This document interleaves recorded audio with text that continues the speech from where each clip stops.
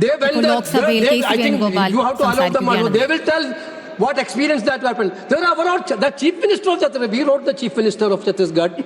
We wrote the home minister of India.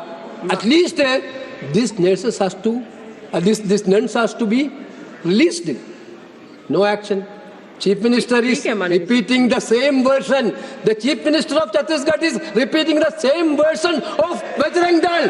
What a shame activity, sir, madam. How can we allow it? Therefore, I think this is a high time to act upon. If the government is not acting, the situation will go out of control, madam, because the situation in Kerala is also burning. Everywhere agitation is happening. All sisters are in public. This is not only a Christian issue.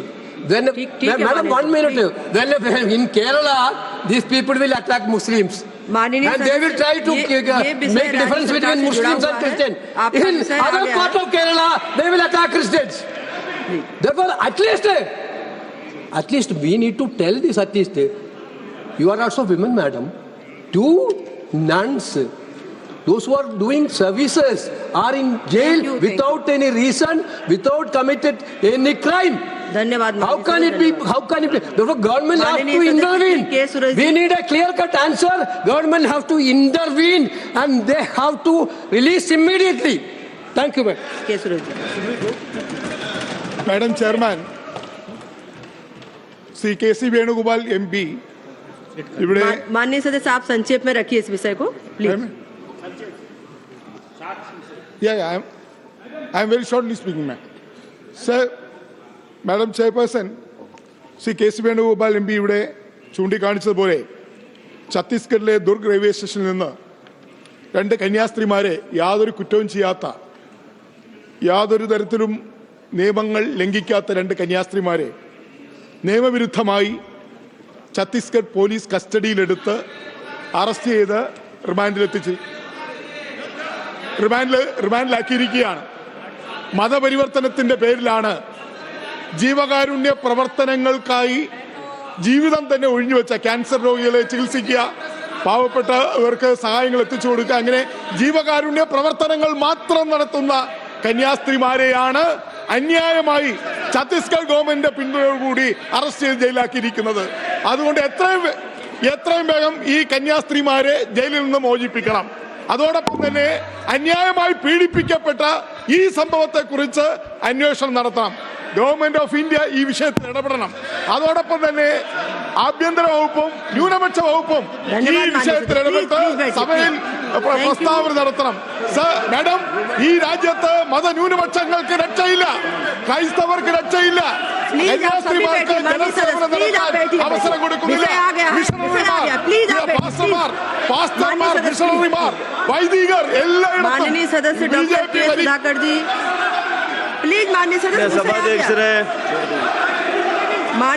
ಮಾನ್ಯ ಸಭಾಧ್ಯಕ್ಷರೇ, ಅವಕಾಶಕ್ಕಾಗಿ ವಂದನೆಗಳು, ಧನ್ಯವಾದಗಳು. ಮುಂಗಾರು ಋತು ಅಂತ ಕರೆಯುವಂತ ಖರೀಫ್ ಋತುವಿನಲ್ಲಿ ಭಾರತೀಯ ಕೃಷಿಗೆ ಅತ್ಯಂತ ನಿರ್ಣಾಯಕ ಅವಧಿಗಳು ಒಂದಾಗಿದೆ.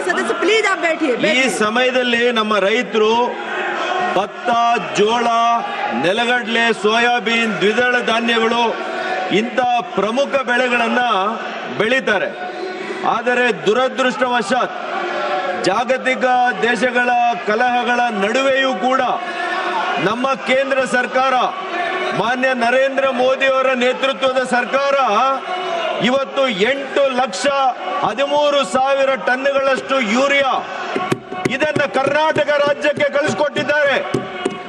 ಆದರೆ ಇಂಥ ಸಂದರ್ಭದಲ್ಲಿ ಭ್ರಷ್ಟಾಚಾರದಲ್ಲಿ ತಾಂಡ ಆಡ್ತಾ ಇರ್ತಕ್ಕಂಥ, ಮುಳುಗಿ ಹೋಗಿರ್ತಕ್ಕಂಥ, ಸೊರಗಿ ಹೋಗಿರ್ತಕ್ಕಂಥ ದುರಾಡಳಿತವನ್ನೇ ಇವತ್ತು ಮಾಡ್ತಾ ಇರ್ತಕ್ಕಂಥ ಕಾಂಗ್ರೆಸ್ನ ಕರ್ನಾಟಕ ರಾಜ್ಯ ಸರ್ಕಾರದ ಅವರ ಒಂದು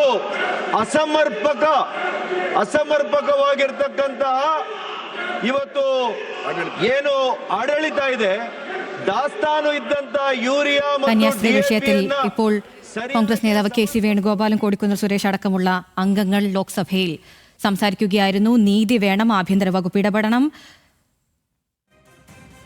കർണാടക ചീഫ് മിനിസ്റ്റർ ബജ്രംഗ് ദൾ പ്രവർത്തകനെ പോലെ സംസാരിക്കുന്നു എന്നൊക്കെയാണ് അദ്ദേഹം പറയുന്നത്. ഇതൊരു ക്രിസ്ത്യൻ വിഷയമല്ല, ആ തരത്തിൽ തന്നെ അതിനെ നേരിടണമെന്ന കാര്യവും കെ സി വേണുഗോപാൽ പറയുന്നു.